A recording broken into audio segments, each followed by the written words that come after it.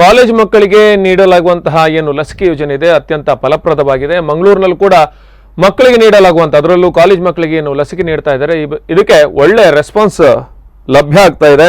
ದಕ್ಷಿಣ ಕನ್ನಡ ಜಿಲ್ಲೆಯಲ್ಲಿ ವಿದ್ಯಾರ್ಥಿಗಳಿಗೆ ಕೊರೋನಾ ವ್ಯಾಕ್ಸಿನೇಷನ್ಗೆ ವಿದ್ಯಾರ್ಥಿಗಳಿಂದ ಉತ್ತಮ ಪ್ರತಿಕ್ರಿಯೆ ಇದ್ದು ವ್ಯಾಕ್ಸಿನೇಷನ್ಗಾಗಿ ವಿದ್ಯಾರ್ಥಿಗಳು ಕಾಲೇಜಿನತ್ತ ಧಾವಿಸ್ತಾ ಇದ್ದಾರೆ. ಪ್ರಥಮ ಹಂತವಾಗಿ ಸ್ನಾತಕೋತ್ತರ ವಿದ್ಯಾರ್ಥಿಗಳಿಗೆ ವ್ಯಾಕ್ಸಿನೇಷನ್ ಮಾಡಲಾಗಿದೆ.